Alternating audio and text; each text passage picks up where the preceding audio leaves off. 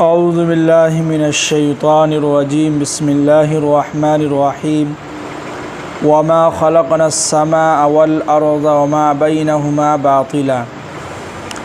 کل پچھلی آیت میں بات چل رہی تھی کہ حضرت داؤد علیہ السلام کو اللہ تعالیٰ نے زمین کے اوپر خلیفہ بنایا تھا کہ وہ جو ہے لوگوں کے درمیان جو ہے صحیح طریقے سے فیصلہ کریں، اور اللہ تعالیٰ نے یہ بھی کہا کہ آپ اپنے نفسانی خواہشات کے مطابق مت چلیے، اور جو شخص بھی اللہ کے راستے سے بھٹک جاتا ہے سمجھیے کہ اللہ تعالیٰ نے ان لوگوں کے لیے بہت ہی دردناک عذاب تیار کر رکھے ہیں، اور بما نسوا یوم الحساب، اور یہ لوگ اس دن کو جو ہے بھلا بیٹھے ہیں، یعنی حساب والے دن کو یہ لوگ کیا ہیں، بھلا بیٹھے ہیں۔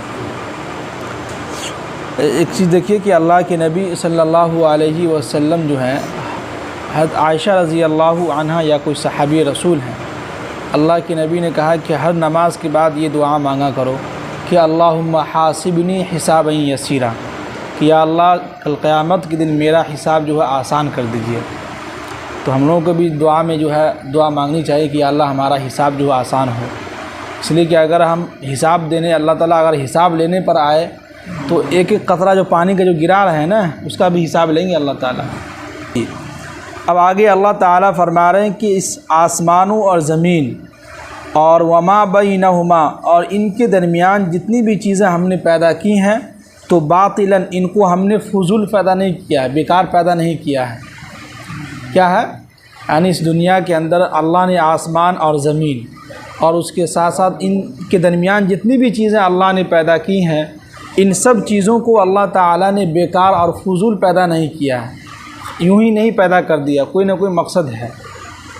اب آگے کہہ رہے ہیں کہ ذالک ظن الذین کفروا، یہ ان لوگوں کو گمان ہے، یہ ان لوگوں کا گمان ہے، سوچ ہے جن لوگوں نے کفر کو اختیار کر لیا ہے۔ جو لوگ کافر ہیں وہ یہ سمجھتے ہیں کہ یہ دنیا جو ہے ہم لوگ آئے ہیں یہاں مستی کریں گے، کھائیں گے پیئیں گے، عیش کریں گے، اور ہماری لاش کو جو ہے جلا کے راکھ کر دیا جائے گا اور ہم جو ہے ایسے ہی چلے جائیں گے، ہمارا کوئی مقصد نہیں ہے۔ تو اللہ تعالیٰ کہہ رہے ہیں کہ اس دنیا کے اندر ہم نے جتنی بھی چیزیں پیدا کی ہیں بیکار پیدا نہیں کیا، ایسے ہی نہیں پیدا کر دیا ہے۔ تو جب اللہ تعالیٰ نے اتنی ساری چیزوں کو بیکار نہیں پیدا کیا تو اللہ تعالیٰ نے ہم لوگوں کو بھی جو ایسے ہی نہیں پیدا کر دیا ہے، بلکہ کوئی نہ کوئی مقصد ہے۔ مقصد یہ کہ دنیا کے اندر رہ کے ان کی عبادت کریں، اور عبادت کرنے کا کیا فائدہ ہوگا؟ تو اللہ تعالیٰ نے فرمایا کہ مرنے کے بعد ہم نے ایک زندگی رکھی ہے، وہ ہے آخرت کی زندگی جو کبھی ختم نہیں ہوگی، اور اس میں ہم نے دو آپشن رکھے ہیں، یا تو جہنم ہے یا جنت ہے۔ تو جو برے اعمال کر کے آئے گا وہ کہاں جائیں گے؟ جہنم کے اندر۔ جو اچھے اعمال کر کے آئیں گے وہ کہاں جائیں گے؟ جنت کے اندر۔ یہی مقصد ہے اللہ تعالیٰ کا۔ اب آگے کہہ رہے ہیں کہ فویل للذین کفروا من النار، ان لوگوں کے لیے، چنانچہ ان لوگوں کے لیے بربادی ہے جن لوگوں نے کفر کو اختیار کر لیا ہے، ان لوگوں کے سامنے جہنم جو ہے، جہنم کی شکل میں جو ہے بہت ہی تباہی و بربادی ہے۔ کیا مطلب کہ جب کفار و مشرکین مرنے کے بعد جب یہ جہنم کو دیکھیں گے تو اس وقت یہ لوگ افسوس کریں گے، اوہو ہم لوگوں نے بہت بڑی غلطی کر دی، دنیا کے اندر جو ہے پیغمبروں کی بات نہیں مانا، ہم نے ان کی باتوں کو جھٹلا دیا، ہم نے کہا کہ مرنے کے بعد کون دوبارہ کیسے زندہ ہوگا، جہنم کہاں ہے، جنت کہاں، کچھ بھی نہیں ہے۔ جب وہ دیکھیں گے جہنم کو اپنے سامنے تب ان کو افسوس ہوگا۔ تو اسی کو قرآن نے کہا کہ فویل، اس کے معنی آتے ہیں ہلاک و برباد ہو جائے وہ شخص۔ وہ شخص کیا ہے؟ ہلاک و برباد ہو گیا کہ جو اپنے سامنے جہنم کو دیکھے گا مرنے کے بعد، جب اللہ تعالیٰ دوبارہ زندہ کریں گے تو اس وقت یہ لوگ افسوس کریں گے، تو اس وقت افسوس کرنے سے کچھ بھی فائدہ نہیں ہوگا۔ اب آگے اللہ تعالیٰ جو ہے کہ مثال دے کے سمجھا رہے ہیں کہ اب نجعل الذین، جو لوگ ایمان لائے ہیں اور وعملوا الصالحات، اور جو لوگ ایمان لانے کے بعد جو ہے نیک اعمال کرتے رہے ہیں، تو کالمفسدین فی الارض، کیا ہم ان لوگوں کو ان کے برابر کر دیں گے جو زمین میں فساد مچاتے تھے؟ یعنی کہ دنیا کے اندر کچھ لوگ ایسے جو ایمان لائے اور ایمان کے ساتھ اعمال بھی کرتے رہے، یہ لوگ ہیں۔ ایک وہ لوگ جو زمین کے اوپر فساد مچاتے تھے، برے اعمال کرتے تھے، گندے اعمال کرتے تھے، تو ان دونوں کو ہم برابر نہیں کریں گے، نہیں ایسا نہیں ہے کہ دونوں کو ملا دیں گے، اور دونوں کے ساتھ جو ہے ہم ناانصافی کریں گے، بالکل نہیں۔ جو برے لوگ ہیں ان کو ہم الگ کر دیں گے، اور جو نیک لوگ ہیں ان کو کہاں ڈالیں گے؟ الگ کر دیں گے۔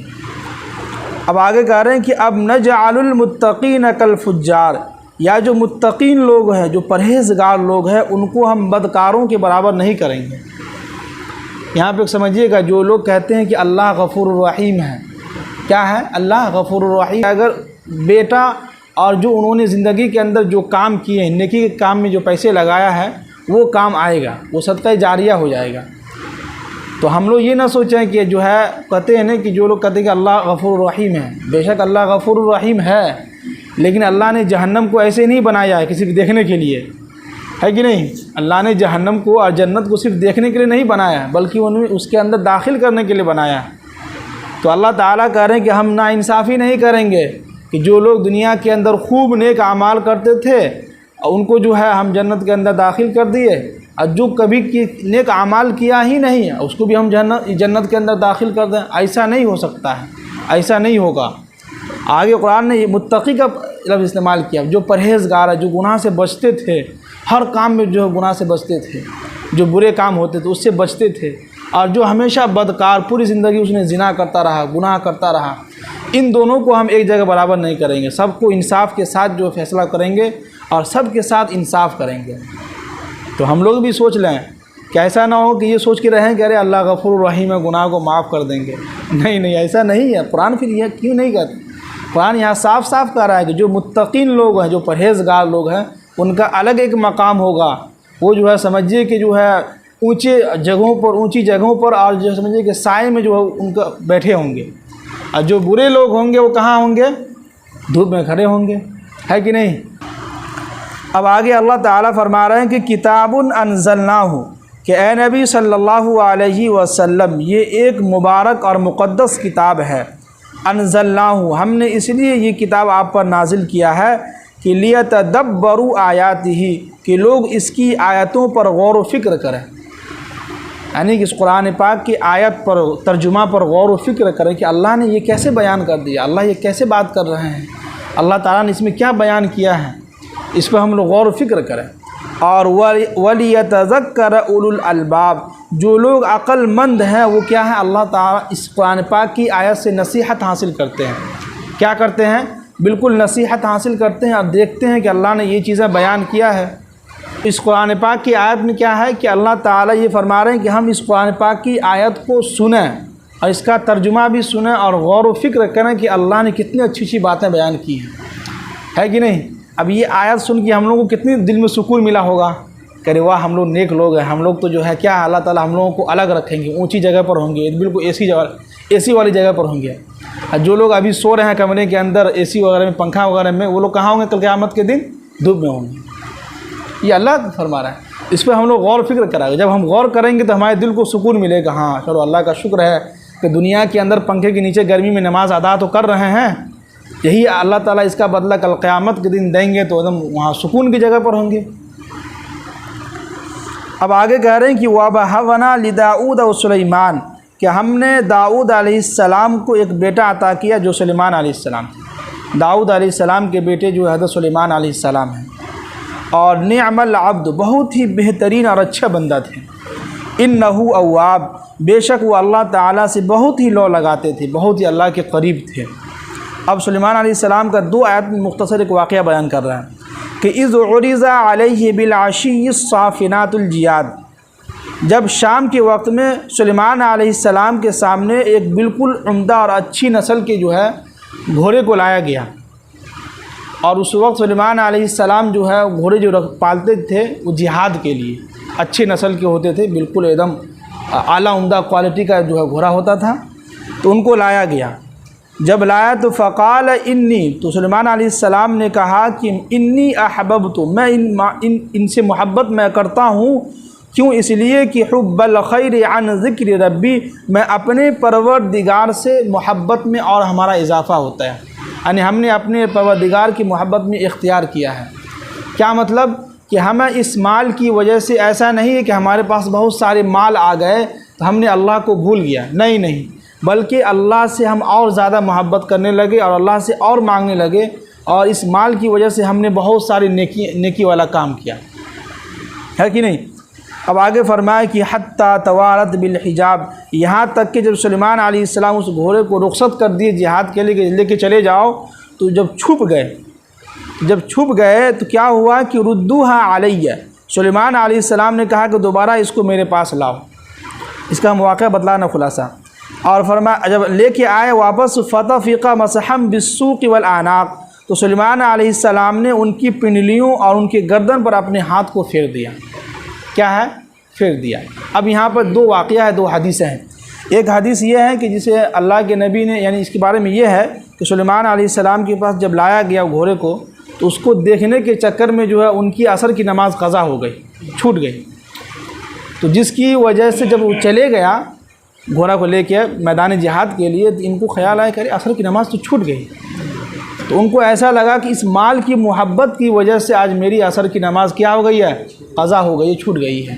تو لہٰذا ان سب کو بلا کے لاؤ، جتنے بھی گھوڑے تو سب کو بلا کے لایا گیا، تلوار لیے سب کو جو ہے ذبح کر دیے، سب کو جو ہے کیا ہے؟ قتل کر دیے، کہ اس مال کی وجہ سے آج میری نماز قضا ہو گئی، اللہ کی محبت میں غفلت ہو گئی ہے۔